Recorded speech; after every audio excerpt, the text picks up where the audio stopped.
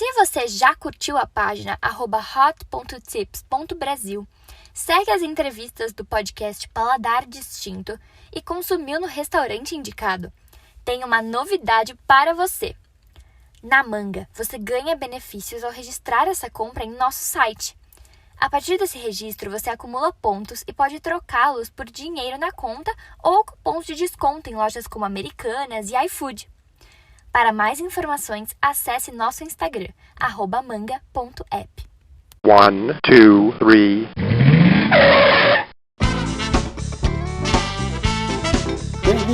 Bem-vindo ao Paladar Distinto, seu podcast de gastronomia. E a conversa de hoje é sobre carne, sobre cortes especiais. E eu tô aqui com o Roberto Barcelos. Tudo bem, Roberto? Tudo bem, um grande prazer aí falar com vocês. Obrigado pelo convite. Estamos aí numa época difícil para todo mundo, mas na medida do possível aí vamos nos dar as mãos aí, vamos nos ajudar e esse é o mais importante. É isso aí. Muito obrigado, viu, Roberto? Obrigado aí pela participação, disponibilidade. Vai ser muito legal aí nosso papo. Tenho muitos seguidores de churrasco, gastronomia, chefes, então, e gera às vezes algumas dúvidas, né, sobre tipos de carne, cortes, tipos de raças, tal. Então vai ser muito legal esse bate-papo aí com você. E conta um pouquinho, Roberto, da sua trajetória, como você iniciou no mundo aí das carnes, da pecuária. Sei que você iniciou ser agrônomo, né? Você é engenheiro agrônomo e tal. Se puder contar um pouquinho da sua história. Legal. Eu sou de São Paulo, capital, nascido em São Paulo, capital, e fui fazer faculdade de agronomia no interior de São Paulo, uma cidade que chama Botucatu, e desde o início de faculdade eu me direcionei aí totalmente aos estudos da zootecnia, que nada mais é do que que hoje, já com muito mais propriedade, é um curso superior, mas na minha época já era também, mas não estava muito claro o que eram as atribuições aí de um profissional de zootecnia, tanto é porque as áreas eram muito próximas, agronomia, veterinária e zootecnia. Mas dentro da minha área de faculdade, aí eu me direcionei à zootecnia pelo relacionamento que eu tive aqui com muitos professores, muitos profissionais que eram especialistas em nutrição animal, em produção, em genética.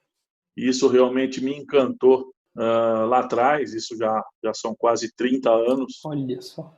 Atrás, e de lá para cá eu cada vez mais fui me aprofundando na área, no início com o objetivo de produção, de viabilidade econômica da atividade pecuária nas fazendas do gado de corte, mas depois eu fui meio que naturalmente me direcionando e acompanhando o processo cronológico, vamos dizer assim. A primeira parte da minha experiência profissional se deu em fazendas, certo, de gado de corte, nas atividades de cria, de recria, de engorda. Então, o uso da tecnologia, muita genética, muita evolução nutricional, muita evolução sanitária, muita melhoria das pastagens. Então, eram esses as ferramentas que a gente tinha visando rentabilidade, visando eficiência, visando produtividade. Um desses projetos tinha como desafio desenvolver marca própria de carne. E para mim era um mundo completamente novo e baseado nesse desafio, eu tive que entrar para dentro da indústria com o objetivo de entender o processo para ajustar aquilo que a gente produzia para as características desejadas aí pelos consumidores. Então, eu tive uma passagem importante na indústria. Depois desse projeto, eu fiquei trabalhando 5 anos em frigorífico. Quando eu me desliguei do frigorífico, aí eu me direcionei à próxima etapa do processo, que eu me aproximei do consumidor final, eu me aproximei do varejo, dos restaurantes, dos churrasqueiros. E esse processo aí já faz uns 10 anos que eu me direcionei. Então, eu fiquei 10 anos no início em fazendas, depois eu fiquei 5 anos em frigorífico, e nos últimos 10 anos eu tenho atuado muito forte no mercado da carne, tanto para consumidor final, quanto para o varejista, e também para o mundo do food service.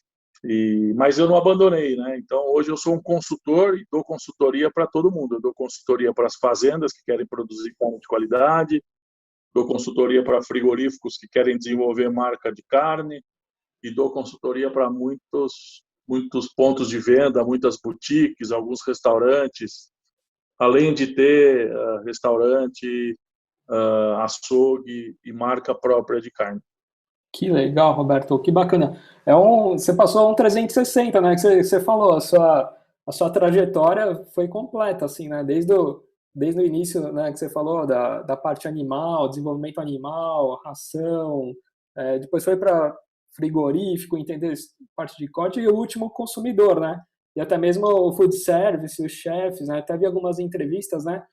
Como chegar, Exatamente. fazer o caminho inverso, né? Até foi muito legal isso. Eu vi uma entrevista que você comentou, falou: hoje às vezes eu chego num restaurante, o chefe, preciso desenvolver isso. Aí você fala: poxa, como que eu vou fazer agora o caminho inverso, né? O que eu vou ter que trabalhar para chegar nesse corte, ou chegar nesse prato?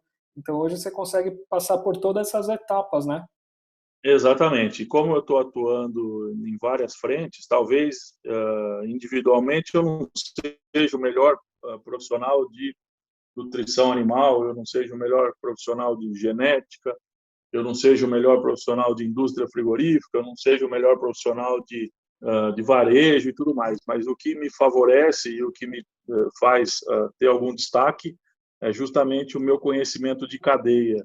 É entender um produto final e já correlacionar com o perfil do animal que vai produzir.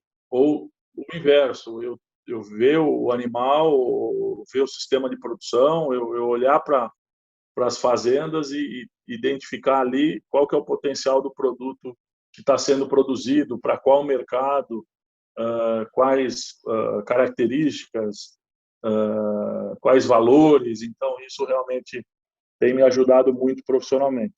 E se a gente entrar um pouquinho sobre raças, né? Eu sei que é muito extenso, mas você poderia comentar assim, um pouco das principais aqui no Brasil e um pouco da diferença entre elas, assim? Óbvio, lógico, a gente tem uma evolução genética muito forte ao longo dos anos, mas é um tema que eu não gosto muito de entrar, principalmente porque muitas pessoas se relacionam com raças como times de futebol. Entendi. Existe toda uma paixão, existe todo um romantismo, existe todo um fanatismo em relação à raça. Às vezes é igual um time de futebol, você consegue identificar as qualidades do seu time, mas você não consegue olhar os defeitos. E existe uma raça ideal. Eu acho que o grande caminho que a gente vai percorrer daqui para frente é a complementariedade entre raças. É buscar o que cada raça tem e através aí de cruzamentos ou de seleção ou de acasalamento atingir um objetivo final. Até porque são vários perfis de produtos desejados na ponta final e a gente vai, através da escolha das raças e indivíduos, buscar quem consegue atingir. O Brasil ele tem quase 80% do seu rebanho de gado de corte com o gado Nelore.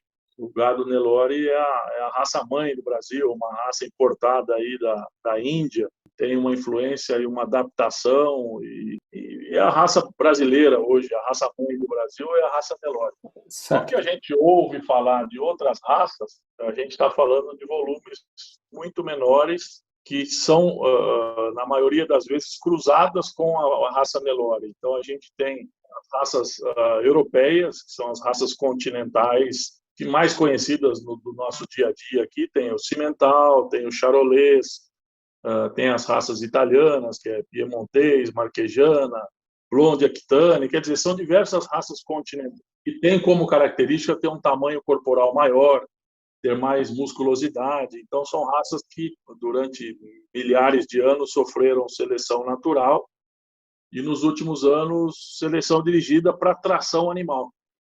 Entendi. E uma raça selecionada para tração animal, ela traz com ela muito músculo. E isso fica muito evidente quando eu cruzo uma raça continental com o Nelore, eu vou produzir animais com muita carne, mas com baixos níveis de gordura e baixos níveis de marmoreio. diferente de quando eu trabalho com as raças britânicas, que já tem como tradição ter uma precocidade sexual, uma seleção por fertilidade, e isso faz com que os animais tenham um tamanho corporal menor e uma facilidade maior de acúmulo de gordura, de marmoreio. Então, as raças britânicas são as raças que a gente conhece como Angus, Hereford, Devon, Shorthorn, são as famosas raças britânicas.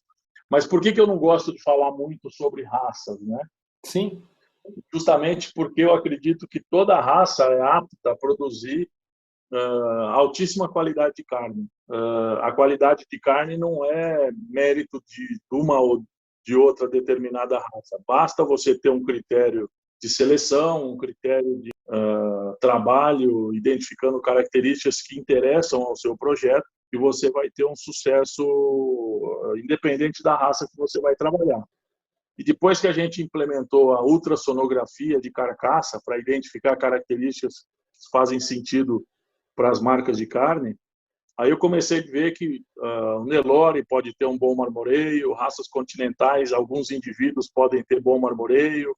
Eu posso ter raças tradicionalmente que marmorizam, como o Aguil, sem essa característica. Por quê? Porque não é a raça que define, é o indivíduo. Talvez eu tenha um indivíduo dentro de uma determinada raça que tenha uma característica diferente da média da raça. E aí que eu preciso tomar muito cuidado quando a gente fala em raça. Talvez a gente confunda muito o nosso consumidor final quando a gente jogue todas as fichas de uma qualidade baseada na raça. Exato. Mas ela é importante? Sem dúvida nenhuma, é muito importante, mas não é fundamental para um produto ter uma posição de destaque dentro do universo de raças. Então, o mesmo produto pode ser produzido com diversas raças, e é isso que tem que ficar um recado muito claro. E outro recado muito claro é que a carne ser de determinada raça não garante ela uma padronização, não garante ela uma certeza de que aquela carne vai entregar maciez, sabor, suculência, somente pela raça. Existe todo um entorno, existe todo um sistema de produção, um trabalho nutricional, um trabalho sanitário, algumas características que influenciam diretamente qualidade de carne. Só para deixar mais claro o que eu estou dizendo, quem determina a maciez de carne é a idade do animal. Quanto mais jovem, mais macio é a carne. Ou o que influencia é a maturação. Uma carne maturada é mais macia do que a mesma carne sem maturação. Quando eu falo de sabor de carne, eu já falo de gordura. De gordura. Aí não pode ser tão nova, né, Roberto? Tem que achar esse meio termo, né? Tava vendo.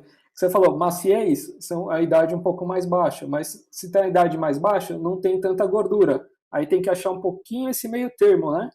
Exatamente. Aí vai depender muito do mercado que você vai querer trabalhar. Se você quer trabalhar para o consumidor de uma forma geral, ele vai associar maciez à qualidade. Então, vai te qualificar diversos programas de carne que existem hoje no Brasil, que tem como premissa idade. Quanto mais jovem o animal, mais macia vai ser a carne. Ao passo que alguns consumidores mais exigentes, que obviamente já tiveram oportunidade de comer carne fora do Brasil, já tiveram oportunidade de comer carnes importadas de outros países, eles vão identificar que, além da maciez, um fator muito importante é sabor. E quando eu falo de sabor, obrigatoriamente eu estou falando de gordura, eu estou falando de marmoreio. E aí eu tenho uma limitação de indivíduos para entregar essa característica. Então, o marmoreio é uma característica rara dentro do rebanho e custa mais caro até em função disso. Mas esse casamento entre maciez com sabor vai ser uma exigência das carnes de qualidade brasileiras nos próximos 5, 10 anos. Atualmente, somente maciez já qualifica o produto dentro do perfil desses consumidores que estão engatinhando nesse processo das carnes de qualidade. Entendi. E mais ou menos quantidade de meses para abate, assim, com essa parte de gordura, assim, seria entre 20 e 24 meses, Roberto? Depende um pouco também da raça, não sei. Depende da raça, depende do tamanho corporal, depende do sistema de produção, depende da recria, depende de uma série de fatores. Mas eu vou para você o seguinte: um animal jovem, em torno de 20 meses, ele vai entregar uma carne muito macia, mas talvez deixando a desejar um pouco em sabor. Essa carne só vai conquistar sabor a partir de 24 meses, até 30 meses, quando o animal atinge a maturidade. Certo. Por produtividade, os pecuaristas brasileiros investiram muito em genética, investiram muito em nutrição, investiram muito em tecnologia, e eles reduziram a idade de abate dos animais. Reduziram tanto que a gente abate animais aí de 15, 18, 20 meses, que é o chamado dente de leite, e essa carne é uma carne que conquista 90% dos consumidores, mas em função da maciez, não em função do sabor. A gente só vai começar a olhar para sabor, principalmente comparando aí o que o mundo faz, que trabalham com animais mais velhos, a partir dos 30 meses, quando já está a curva do desenvolvimento dos tecidos dos animais aí atingindo a maturidade, que é o auge do crescimento do tecido adiposo, e isso realmente faz uma diferença muito grande no sabor da carne. Eu vi numa live que você estava comentando, eu não sei, aí eu fiquei com dúvida, eu falei, deixa eu perguntar. Essa parte dos meses e tal, tem a ver com quando você fala, esse é um animal de 2 dentes, 4 dentes, é mais ou menos nessa ideia? Não, é que a gente não sabe, existem duas datas, né? Existe uma data cronológica, Certo. que é o dia do nascimento e o dia do abate do animal, a gente sabe a idade dele. Mas quando a gente não tem essa rastreabilidade, a gente vai classificar a idade por dentição. Por dentição, entendi.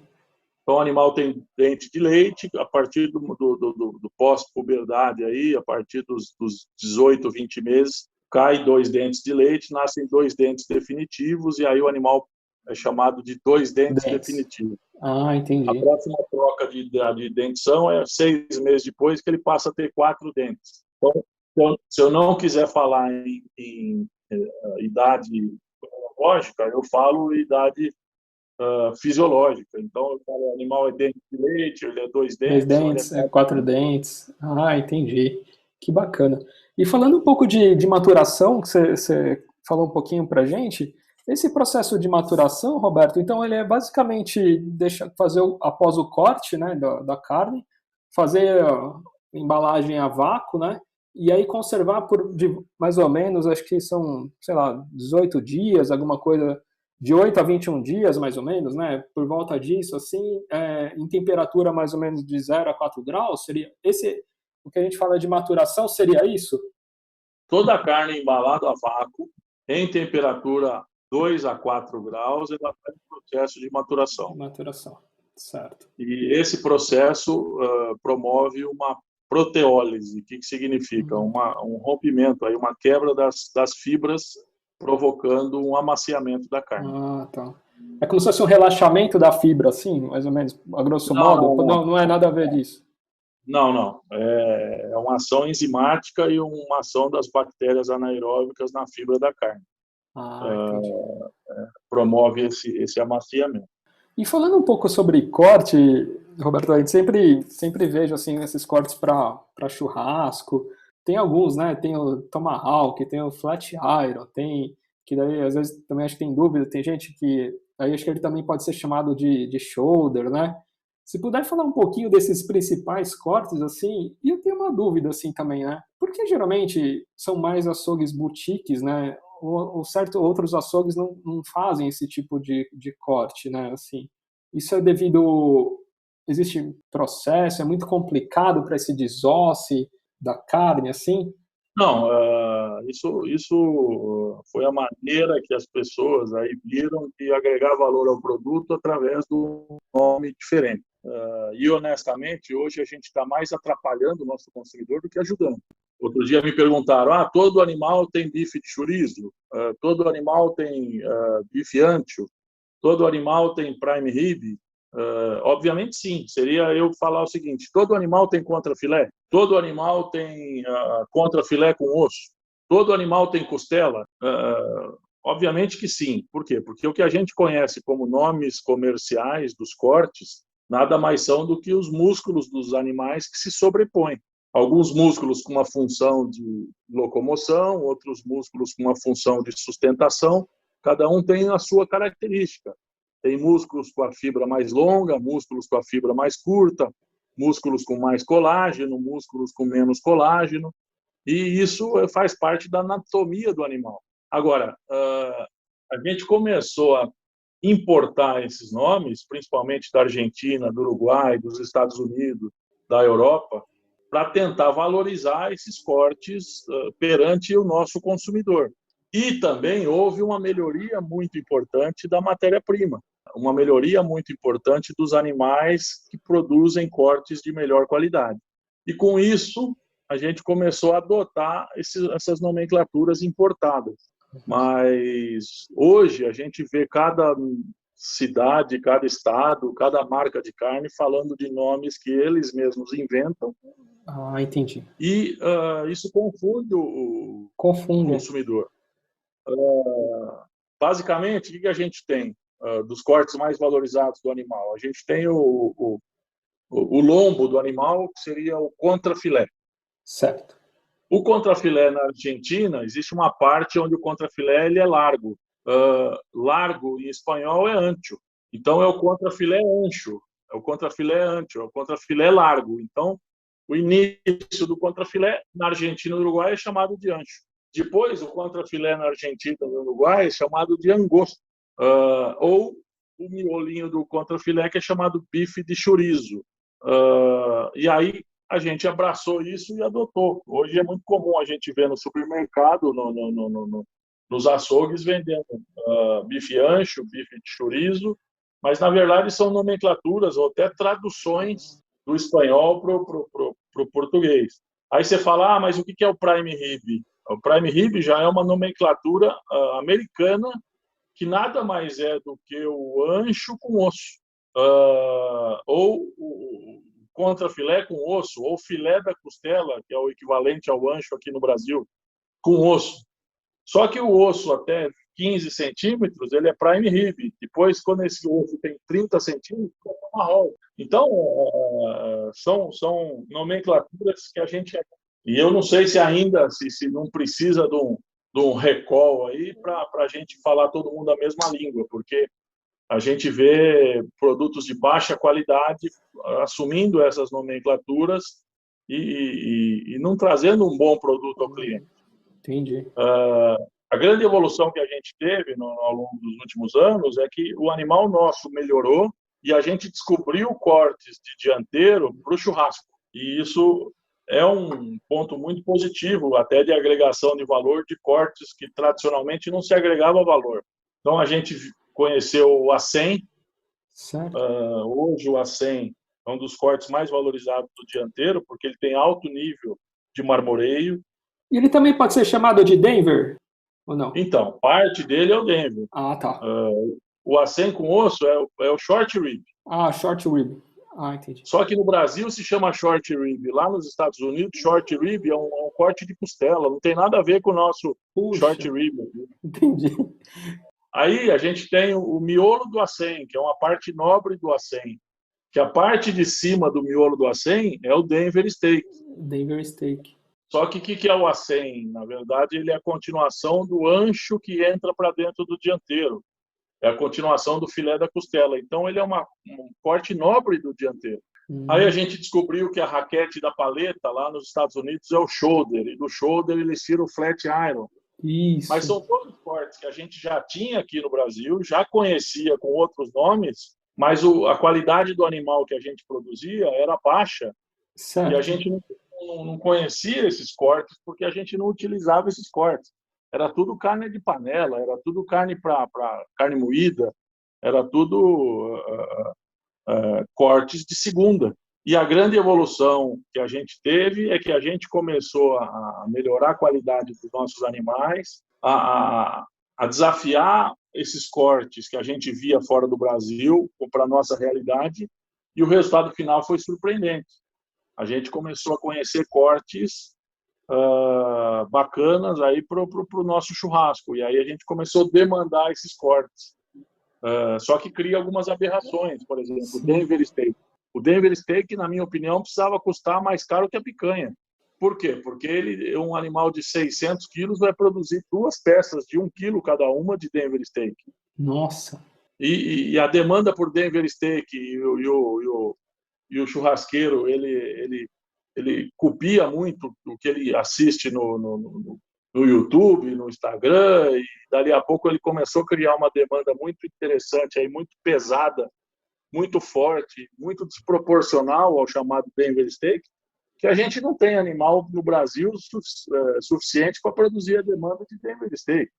Entendi. E aí que é um erro de precificação, porque o Denver Steak era um corte de dianteiro, custava muito barato, aí a gente percebeu que ele é muito melhor que a picanha e ele é muito mais barato que a picanha. Então, alguns projetos começaram a equilibrar essa conta para poder atender e diminuir a demanda e agregar valor ao seu produto de uma forma mais correta. Outro corte que tem um erro de precificação muito grande na minha cabeça é a fraldinha.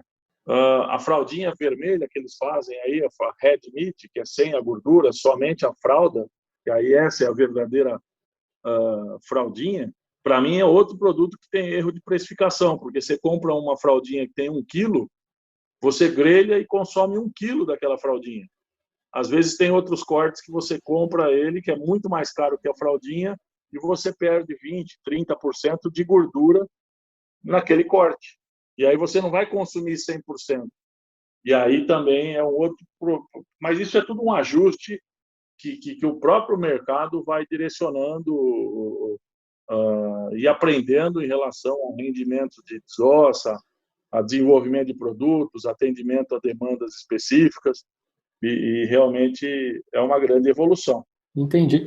E tem outro corte também que assim, tenho visto, mas acho que é americano também, né? Que é aquele Porterhouse também, é um corte americano, que é tipo é um osso em T, né? Esse é o T-bone, que a parte de maior calibre do filé mignon nos Estados Unidos é chamado de Porterhouse. Aqui nada mais é do que a nossa bisteca, a nossa chuleta, que não tinha o filé mignon até pouco tempo atrás, e a gente começou a tirar ele com o filé mignon meio que para copiar aí o que os americanos fazem, que é um corte muito valorizado lá nos Estados Unidos, que é o T-bone e o Porterhouse. E na Itália é a bisteca fiorentina, que nada mais é do que o Porterhouse dos Estados Unidos. Ah, entendi. E o flat iron, que você falou, o flat iron também, ele pode ser também considerado de shoulder steak também? Ele trabalha às vezes, ou são partes diferentes? O flat iron e Da raquete e da paleta eu tiro uma membrana de dentro e aí eu produzo 2 peças de flat iron. Ah, entendi. Que é um dos cortes mais... A maciez é muito grande, assim, né? Ele perde só para o filé mignon? Exatamente. É um corte extremamente macio e realmente é uma grande evolução esse corte na gastronomia do Brasil. Mas, de novo, só justifica tirar esses cortes e desmembrar os cortes do dianteiro se eu tenho um trabalho específico de agregação de valor nesses cortes separados, porque o meu rendimento é muito baixo. Baixo. Até pouco tempo atrás, a gente vendia o dianteiro em 3 cortes. Hoje não, a gente abre 8, 9, 10 cortes no dianteiro, mas eu preciso vender muito bem vendido esses cortes para poder assumir a perda de rendimento que eu tenho se eu vendesse esses cortes brutos. Isso tudo encarece o processo. Qual que é o lado ruim da história? O lado ruim é que realmente a gente aumenta o custo de produção fazendo esses cortes muito específicos. O lado positivo é que o consumidor, abrindo esses cortes, está disposto a pagar mais por um produto. E aí está criando uma demanda importante por esses cortes que até pouco tempo atrás não eram nem comercializados no Brasil. E até pouco tempo atrás eu jogo aí esse grande boom que aconteceu foi nos últimos 5 anos de consumo. Exatamente. É o que você falou, né, Roberto? Ainda às vezes confunde um pouquinho, né? Que nem às vezes também Angus e Red Angus, às vezes também é a mesma coisa, seria? Ou são tipos diferentes? Nada, é a mesma coisa. É como se eu estivesse falando uma pessoa morena e uma pessoa loira. As duas ah, são pessoas. A cor do pelo não muda a raça, nesse caso, não muda a espécie. Alguns frigoríficos, alguma coisa assim, o mercado está confundindo um pouco, né? Põe muita variação de nomes, né? Ou às vezes ele mesmo acaba criando um nome e gera um pouco essa confusão assim para o consumidor, né? Isso infelizmente começou a acontecer e a gente ouve alguns nomes que eu nunca ouvi falar como um corte, e quando a gente percebe é um corte que já é tradicional, só que com uma outra roupagem, Uma outra um outro nome. roupagem, né? Exato, exato. Caramba. Ô, Roberto, tem um pouco de diferença, assim, entre fêmea e macho, né? Tava vendo até um vídeo seu, a parte também de produtividade, assim, do frigorífico. Se for não sei quais as principais características de um ou de outro, se for o macho, eu vi que você estava falando às vezes que é melhor castrar para ele ter uma produtividade melhor, mas em termos de maciez de carne, assim, tem diferença um pouco de macho e fêmea? A gente vai entrar numa bioquímica aí que eu não sei se vai o seu ouvinte aí, eu não sei se ele vai gostar muito desses temas, mas a diferença é desenvolvimento da curva dos tecidos. A gente tem 3 categorias aí, vamos dizer, a fêmea, o macho castrado e o macho inteiro. A diferença do macho inteiro do macho castrado é que o macho castrado é castrado, o macho inteiro é não castrado. Parece bobo o que eu estou dizendo, mas às vezes eu falo macho inteiro, as pessoas pensam que é o animal inteiro. Não, é o animal sem castração. O testículo produz hormônio de crescimento, depois esse testículo produz hormônio de reprodutivo, pós-puberdade. E aí a curva de crescimento dos tecidos muda completamente se o animal é inteiro ou castrado. Enquanto o animal inteiro continua crescimento muscular, desenvolve o dianteiro, dificulta a deposição de gordura, o macho castrado ele tem um comportamento muito parecido com as fêmeas. É um animal que coloca gordura antes do que o macho inteiro. Então, se a gente for pensar em qualidade de carne na minha cabeça passa por maciez, sabor, suculência, eu uso fêmeas e machos castrados. Castrados, certo. Se eu for pensar em carne commodity, que é quilos por hectare, aumento da produção, aí eu penso em macho inteiro, porque o animal inteiro ele tem mais desempenho, maiores do que o castrado e do que a fêmea. Mas a diferença é basicamente essa: a fêmea e o macho castrado ele acelera a curva de deposição de gordura, enquanto que o macho inteiro não. E isso reflete em acabamento, que é aquela gordura subcutânea, aquela gordura que fica em cima da picanha, ou em marmoreio. Eu até brinco, tem 2 jeitos de produzir carne de qualidade. Ou é o macho castrado e fêmea, ou é do jeito errado. Porque eu não consigo entender a utilização de machos inteiros para programas de carne de qualidade. O macho inteiro é uma ferramenta de produção, é uma máquina de produção de carne. Eu não sou contra o macho inteiro. Só que eu não consigo produzir carne de qualidade, que essa qualidade que está sendo demandada pelos consumidores, que querem maciez, querem sabor e suculência, aí me obriga a trabalhar com machos castrados de fêmea. Entendi. Poxa, que bacana. E é o que você falou, né? Teve essa mudança também de consumidor também nesses últimos tempos, né, Roberto, pela procura dessas carnes mais especiais, né? Seja para um churrasco, seja para um tipo de carne, um prato específico, né? Isso mudou muito com o tempo, né? Assim, agora nesses últimos tempos, até assim, muitos canais de YouTube, também acho que isso tem diversos canais de churrasco, isso programas de MasterChef, isso ajudou muito um pouco o mercado da carne, assim, nessas procuras de cortes especiais também, né? Não, a carne bovina virou a grande estrela da gastronomia e o churrasco virou o grande momento de celebração entre as pessoas, entre os amigos, entre os familiares, e cada vez mais as pessoas do seu churrasco elas querem saber da onde que veio aquela carne, qual raça que produziu, se é maturado, se não é maturado, se é a pasto, se é confinado, se o corte é do dianteiro, se o corte é do traseiro, se tem mais marmoreio, menos marmoreio, se é um corte com osso, é um corte sem osso, como que eu faço? é uma cocção lenta, uma cocção mais rápida. Eu uso lenha, não uso lenha, quer dizer, então o churrasco virou o grande xodó de uma geração que tem muito forte como um dos seus hobbies a gastronomia. A gastronomia faz parte do dia a dia hoje de todos nós. E é um fenômeno mundial, não é um fenômeno no Brasil. Antigamente, você queria comer um bom prato, você ia num bom restaurante. Hoje as pessoas se reúnem nas casas dos amigos, dos familiares, buscam se reunir em torno do fogão ali, em torno da churrasqueira.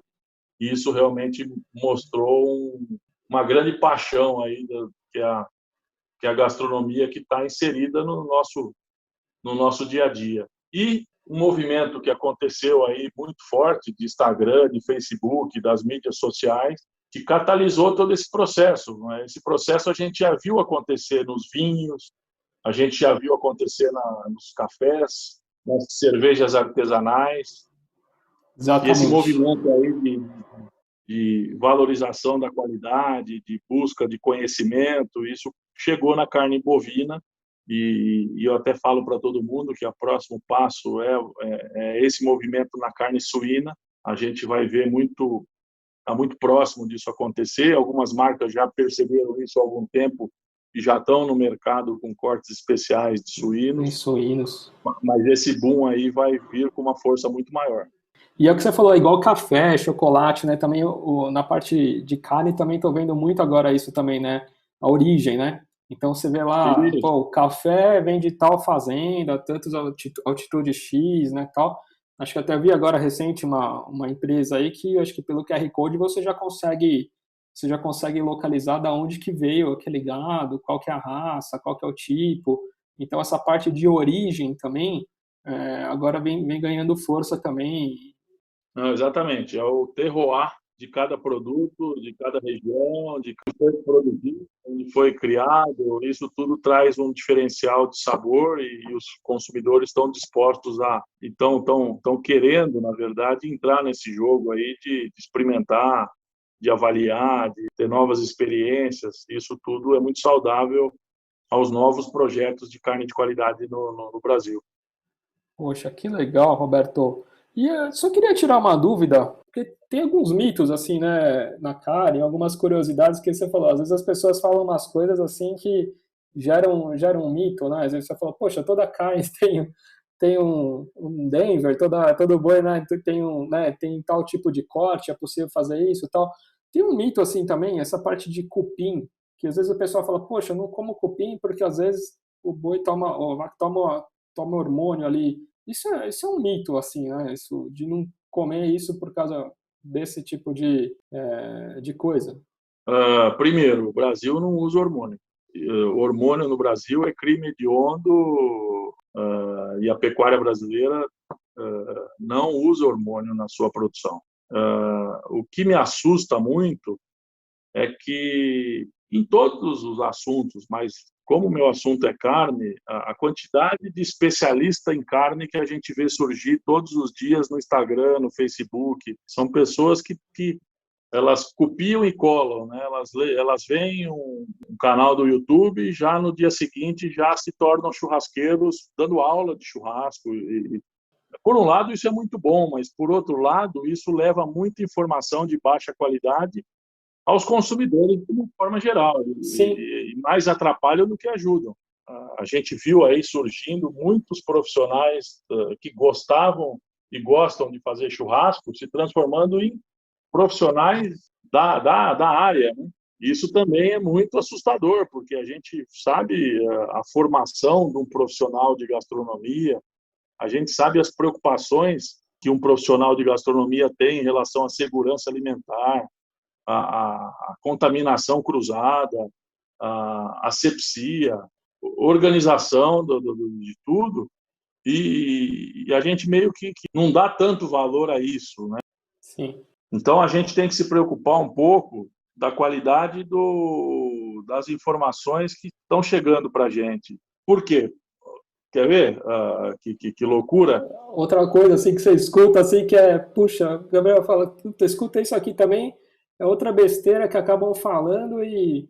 Não, porque não existe formação desse churrasqueiro que ele está tá na frente na mídia e às vezes tem uma quantidade muito grande de seguidores e eles começam a replicar besteira, né? Obviamente, o mercado, amanhã ou depois, ele passa por cima de tudo isso, mas são informações muito valiosas, cadeia produtiva, valorizando todas as etapas do processo, valorizando o produtor, valorizando a indústria frigorífica, valorizando o próprio varejo, a boutique de carne, o restaurante, o chefe de cozinha, e eles meio que atropelam todo esse processo e falam, e para quem está enxergando lá, na ponta, o mérito é de quem assa a carne, mas não é. Eu falo que 70%, 80% de uma carne de qualidade se faz dentro de uma fazenda.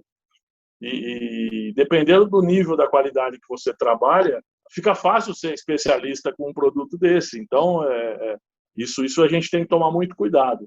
Mas a minha preocupação, quando eu falo isso, não é a preocupação... a minha preocupação é um pouco maior. A minha preocupação são informações de segurança alimentar, de fato.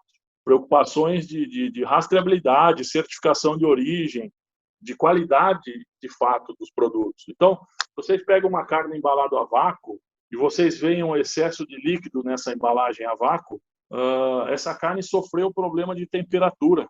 E a carne que sofre problema de temperatura começa um processo de fermentação dessa carne e a chance de você comprar uma carne dessa na hora que você abre a embalagem a vácuo, ela está com cheiro forte, com sabor desagradável, não é pequena.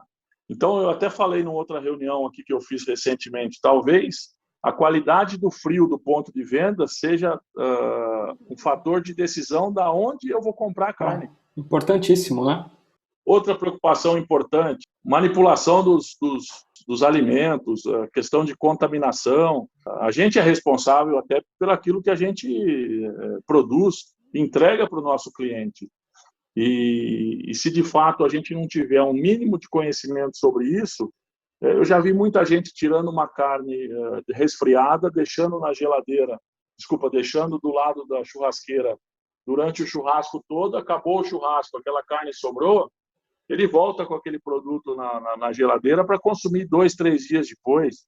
Você pode estar criando um grande problema para a sua saúde, para a saúde dos seus clientes. Então, são noções básicas que a gente teria que ter para esses churrasqueiros poderem sair no mercado aí para fazer um bom serviço. E eu não posso generalizar, tem muita gente boa, tem muita gente competente no mercado, mas me assusta muito um outro tema que é super importante, carne moída, fazer hambúrguer. As pessoas às vezes fazem hambúrguer ou compram hambúrguer feito sem saber a matéria-prima que entrou naquela massa de hambúrguer. Então, muitas pessoas talvez vão usar produtos baratos, retalhos, produtos próximos de vencimento, para quê? Para dar a última utilização daquele produto à elaboração daquele hambúrguer, e você acaba comprando e às vezes tendo uma experiência negativa por falta de conhecimento, às vezes, de quem fez aquele hambúrguer. Então, é outro assunto muito delicado. Esses hambúrgueres artesanais, esses hambúrgueres que virou uma solução aí para muitos açougues, é entender qual matéria-prima que eles estão utilizando para fazer, de fato, esse hambúrguer. E nada mais interessante do que esse período pós-pandemia para as pessoas começarem a valorizar. Da onde está vindo a carne que elas consomem? Será que o açougue que eu compro a carne tem uma asepsia, tem um controle de qualidade, tem um requisito básico de frio, tem o uniforme dos funcionários, é um ambiente limpo? Porque é essa carne que eu estou trazendo para dentro da minha casa, para os meus familiares, para os meus filhos, para os meus pais, então isso passa a ser muito importante. E, na minha opinião, isso vai começar a entrar muito em pauta daqui para frente, principalmente pós-pandemia, que a gente vai começar a valorizar questões básicas aí de quem produziu, como foi produzido, se faz bem para a saúde, se faz bem para o planeta. Isso vai valorizar e vai diferenciar muito do que a gente enxerga hoje e vai revolucionar esse varejo. Então, os açougues que já perceberam isso já estão em processo de mudança e e de ajuste, mas outros não. E eu acho que esses têm que tomar cuidado, porque o consumidor vai ser muito seletivo daqui para frente. Poxa, que bacana, Roberto. Obrigado, viu? A gente está com o tempo um pouco apertado, mas gostaria de te agradecer muito aí pelo papo, por desmistificar diversas coisas, falar um pouquinho dos cortes, um pouco de genética, um pouco desmistificando esses assuntos para a gente. Eu queria que você divulgasse a sua rede social. Também sei que você tem a boutique, né? BBK Secrets, se puder também compartilhar aí com o pessoal. Não, legal. Eu que agradeço. Na verdade, eu vivo isso, minhas, 18 horas por dia de trabalho, então tenho receio de quem escuta, às vezes, é muita informação para pouco tempo. Mas, se algumas pessoas quiserem se aprofundar mais, eu faço cursos de 2 dias, cursos mais voltados a pecuaristas, cursos voltados à indústria frigorífica, curso voltado a churrasqueiros com as técnicas de cocção, curso voltado a pessoal de boutiques de carne, de varejo, a gente faz desossa ao vivo, a gente visita as fazendas. Então, fica aí o meu, basicamente, tudo que eu coloco no Instagram. O Instagram é @rrbarcelos com 2 L's. Certo. E eu tenho aí a felicidade aí de ser um dos responsáveis pela marca de carne BBQ Secrets. BBQ é a abreviatura de barbecue nos Estados Unidos, então é @BBQ Secrets. É uma carne aí que está cada vez mais forte aí nos perfis de boutique de carne. Já tem 400 clientes aí no Brasil todo. A gente tem abatido em torno de 1.000 animais por semana.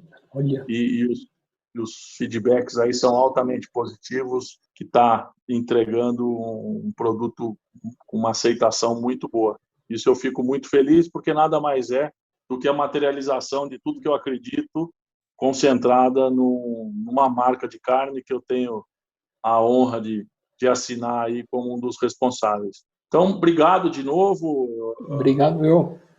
Pouco tempo, mas quem quiser ali me acompanhar no Instagram, tiver alguma dúvida, é só passar ali as perguntas que eu mesmo respondo 100%, e vamos mostrar de alguma forma todos os bastidores da carne de qualidade. Tem um curso online também que está tá ativo aí, num site que chama www.bastidoresdacarne.com.br, um curso online bacana, ou um curso presencial que a gente faz, que também tem uma aceitação muito legal. Valeu! Que demais, é isso aí. Então, uma evolução que a gente está tendo. Eu deixo um último recado em todos os bate-papos que eu faço. No seu próximo churrasco, se tiver em dúvida entre comprar uma carne argentina ou uma carne uruguaia ou uma carne brasileira, deem preferência à carne brasileira, que vocês vão estar fazendo bem para a cadeia produtiva da pecuária de corte brasileira, vocês vão estar fazendo bem para o Brasil. E hoje em dia eu discuto e aposto que hoje as boas carnes brasileiras são muito melhores do que a carne que vem tanto da Argentina quanto do Uruguai aqui para o Brasil. Então, valorizem o que é nosso, que, além de tudo, ela está melhor que as importadas. Olha só, com certeza. É isso daí. Obrigado, viu, Roberto? Grande abraço. Prazer.